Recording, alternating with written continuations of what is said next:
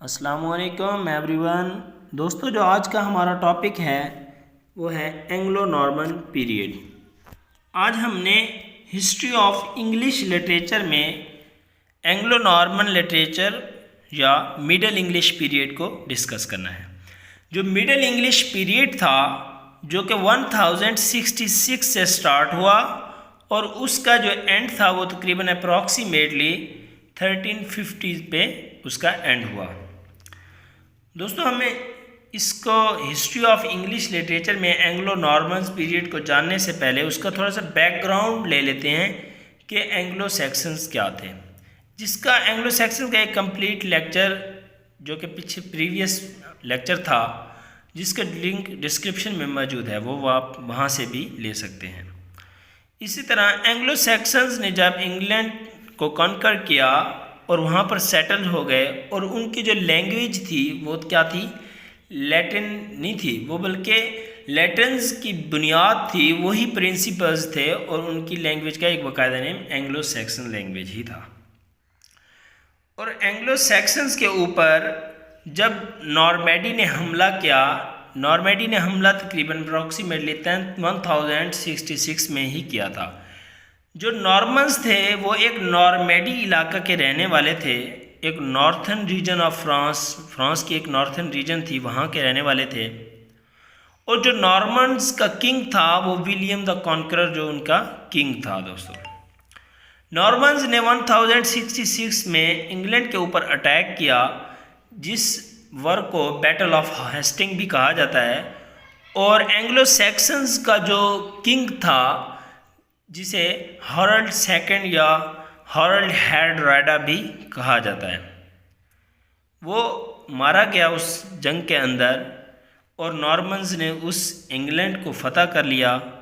और उसके बाद नॉर्मन्स का जो इलाका था उनके एक बैक वाला जो वापस था उनका नॉर्मैडी इलाका था, कुछ वहाँ चले गए नॉर्मन्स और अपना इंग्लैंड के अंदर अपने ही रूल छोड़कर चले गए और उन्होंने आकर इंग्लैंड के अंदर अपना ही एक लिटरेचर को प्रमोट किया। और इस तरह जब नॉर्मन्स और सैक्सन्स वहाँ पर एक रहने लगे तो एक लिटरेचर और एक लैंग्वेज वजूद में आई। नॉर्मन्स के आने के बाद दो लैंग्वेजेस वजूद में आई जो कि इंग्लैंड के अंदर बोली जाने लगी। एक थी फ्रेंच लैंग्वेज और दूसरी थी Anglo Saxon language. French language कौन सी थी? जो कि रूलिंग क्लास लैंग्वेज थी, जो कि नॉर्मन्स लेकर आए थे, उन्हें क्या कहा जाता है, फ्रेंच लैंग्वेज।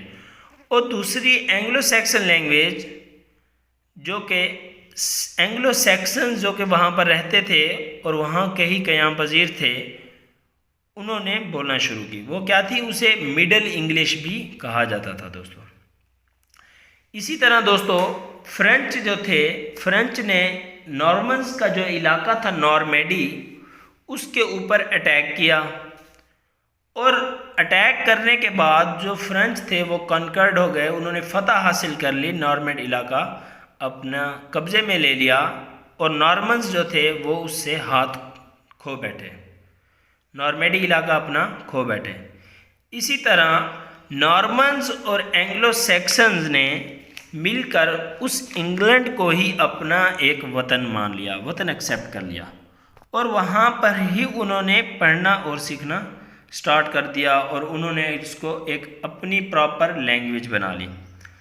इसी तरह दोस्तों, जब एंग्लो सैक्सन्स और एंग्लो नॉर्मन्स आपस में रहने लगे, एक ही जगह उन्होंने अपना एक्सेप्ट कर लिया, इंग्लैंड को ही अपना एक देश मान लिया, अपना वतन मान लिया, तो एक नई लैंग्वेज डेवलप हुई जिसे मॉडर्न इंग्लिश का नाम दिया गया, मॉडर्न इंग्लिश लैंग्वेज।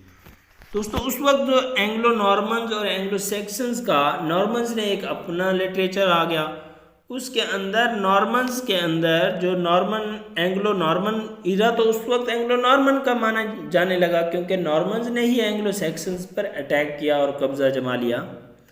तो उस वक्त के जो एंग्लो नॉर्मन्स लिटरेचर के जो बहुत बड़े राइटर थे उनके नेम ये हैं, जो उस वक्त थे विलियम वेडिंगटन, निकोलस बोजन, जॉर्डन फैंटसम, ये क्या थे, ये एंग्लो नॉर्मन्स के राइटर थे दोस्तों। उसके बाद एंग्लो नॉर्मन का एक लिटरेचर डिस्कस हुआ, क्रिएट हुआ।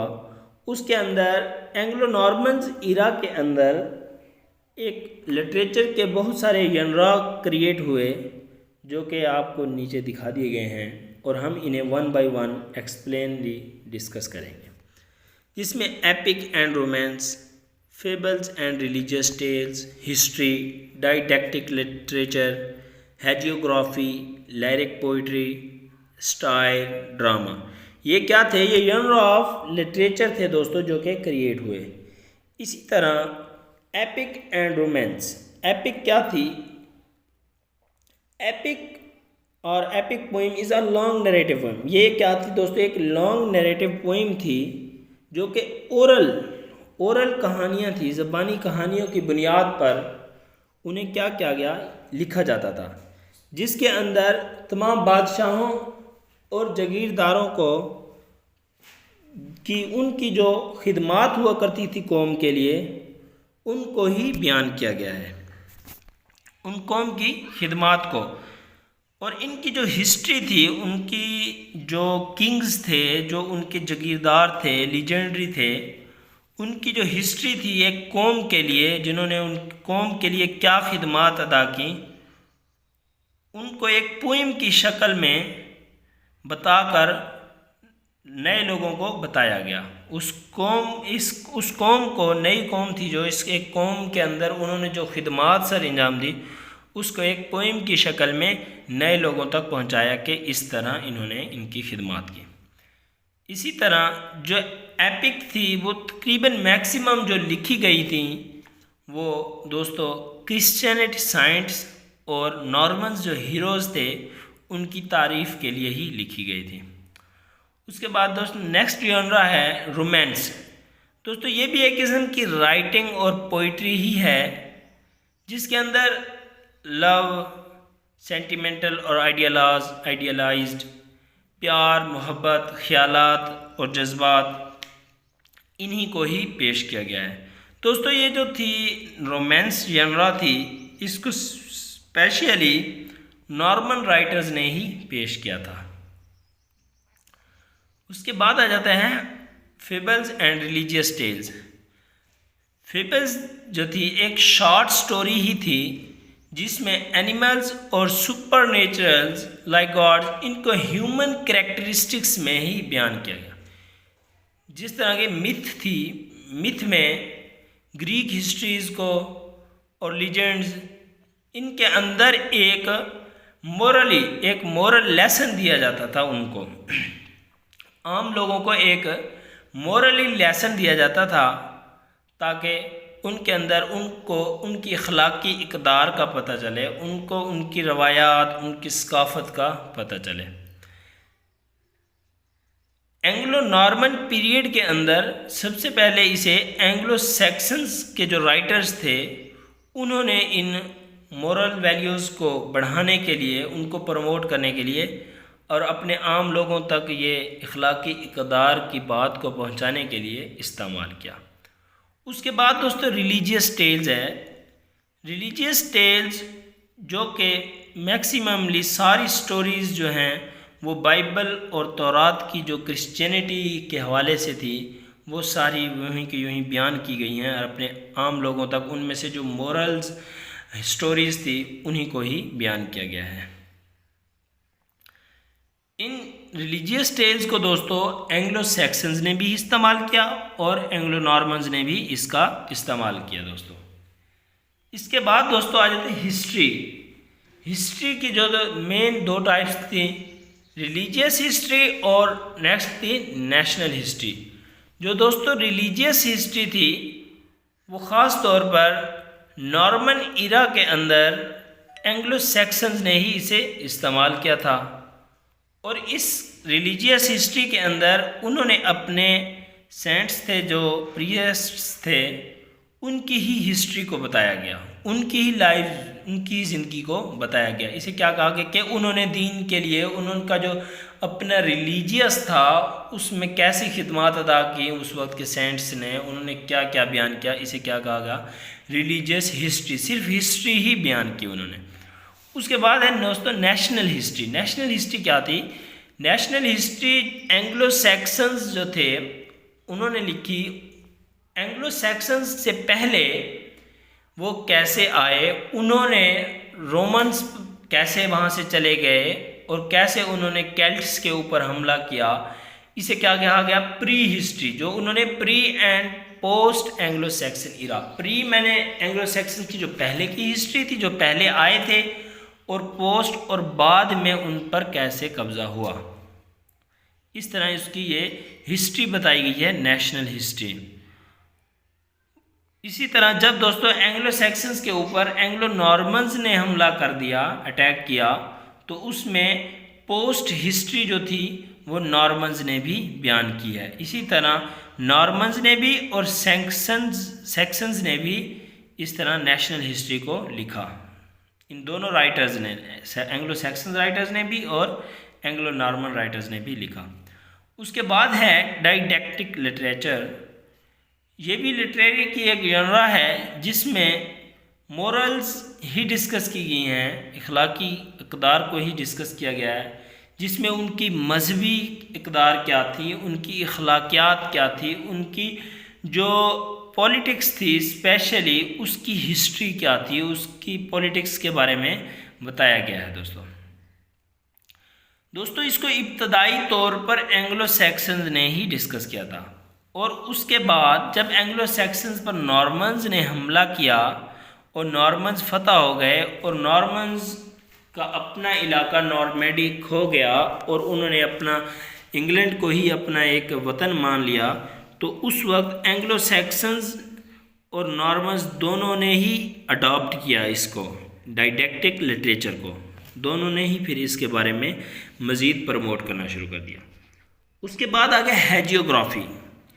हैजियोग्राफी जो कि उस वक्त के सेंट्स थे, जो स्पिरिचुअल लीडर्स थे, जिन्होंने अवाम को प्रमोट किया, जिन्होंने मजहबी तालीमात दी, उनकी ज़िंदगियाँ और उनकी जो कुर्बानियाँ थी उनको डिस्कस किया, और सेंट्स के जो मायरिकल्स थे, जो उनके मौजज़ात थे जिसके ज़रिए वो अपनी तबलीग करते थे अपने रिलीजियस की, क्रिश्चियनिटी की, और उस वक्त उन्होंने जो मुश्किलात फेस की, हर्डल्स फेस की, उसको बयान किया इसके अंदर, हैजियोग्राफी के अंदर, और उन्होंने अपने रिलीजियन को कैसे प्रीच किया, इसका सारा जिक्र हैजियोग्राफी में किया।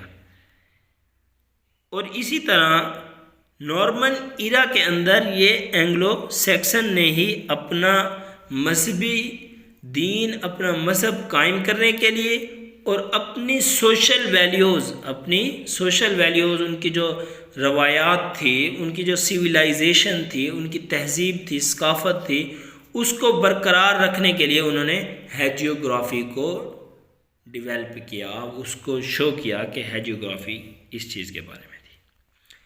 इसके बाद दोस्तों लिरिक पोइट्री। दोस्तों लिरिक पोइट्री जो कि एक पोइट्री की ही किस्म है, इसके अंदर एक पर्सन अपने ही ख्यालात, जज्बात और एहसासात का इजहार करता है, जिसमें poet express in the first person narrative, एक फर्स्ट पर्सन नरेटिव में वो अपने ही इजहारात करता है, अपने ही ख्यालात का इजहार करता है। वो कहते हैं मॉडर्न इंग्लिश जब बनी, जब नॉर्मन्स और सेक्शंस मिल गए, मिक्सड हो गए, तो एक मॉडर्न इंग्लिश डेवलप हुई, तो उस तरह उसके अंदर दोनों ने ही इसको आगे प्रोसीड किया, लिरिक पोइट्री को। उसके बाद है स्टाइल। स्टाइल क्या था दोस्तों? ये भी एक लिटरेरी जॉनरा था। इसके अंदर humour, irony, exaggeration and ridicule to criticise the people for their stupidity और वाइसेस। दोस्तों इसको स्टाइल के अंदर जो उस वक्त के पॉलिटिशियन थे उनको क्रिटिसाइज़ करने के लिए, और उस वक्त के जो स्टूपिडिटी उनकी वॉइसेस थी, उस वक्त के जो स्लोगन्स लगाए गए जो एक किस्म के एंटी थे या उनके हक में थे, जो कि जिनको आवाम ने, आम लोगों ने क्रिटिसाइज़ किया। और उस वक्त को नॉर्मन्स, ये सबसे पहले किसने किया था? नॉर्मन्स ने एंग्लो सैक्सन्स के ऊपर इसको मुतारिफ़ कराया, स्टाइल को नॉर्मन्स ने मुतारिफ़ कराया, और जब ये दोनों पीक पॉइंट पर पहुंच गए तो फिर नॉर्मन्स इरा के अंदर एंग्लो सैक्सन्स ने भी इसका इस्तेमाल किया। इसके बाद है दोस्तों ड्रामा। दोस्तों ड्रामा जिसे एंग्लो सैक्सन ने ही यूज़ किया एज अ मीडियम के तौर पर, एक ज़रिया बनाया कि अपनी रिलीजियस हिस्ट्री कैसे बताई जाए, अपने सेंट्स के बारे में कैसे बताया जाए, अपनी मजहबी रसूमात, अपनी कल्चरल वैल्यूज़, इनको कैसे पेश किया जाए। उन्होंने इन अक़दार को पेश करने के लिए इस ड्रामा का इस्तेमाल किया। ड्रामा दोस्तों जो उस वक्त के लोग अनपढ़ थे, जिन्हें पढ़ना लिखना नहीं आता था, नहीं समझ सकते थे उनकी रिलीजियस स्टोरीज़ को और सेंट्स के जो मायरेकल्स थे उनको नहीं समझ सकते थे, उन्होंने उनके लिए एक स्पेशली ये ड्रामे के तौर पर एक मीडियम का इस्तेमाल किया। दोस्तों इसको नॉर्मन्स ने जब मॉडर्न इंग्लिश बन गई तो बाद में इसमें का नॉर्मन्स ने भी इस्तेमाल किया और इसको एंग्लो सैक्सन्स ने भी इस्तेमाल किया। दोस्तों इस जो ड्रामे का इस्तेमाल किया गया ये सिर्फ उनका रिलीजियस के तौर पर ही, रिलीजियस पर्पज़ के लिए ही इस्तेमाल किया गया, बाकी किसी पर्पज़ के लिए इस्तेमाल नहीं किया गया। दोस्तों ये था एंग्लो नॉर्मन पीरियड या मिडिल इंग्लिश पीरियड भी कहा जाता है। दोस्तों अगर आपका कोई भी क्वेश्चन हो तो आप कमेंट्स बॉक्स में पूछ सकते हैं। Thanks for watching my video. दोस्तों अगर आपने मेरा चैनल सब्सक्राइब नहीं किया तो प्लीज़ सब्सक्राइब करें ताकि हर आने वाली वीडियो आप तक पहुंचती रहे।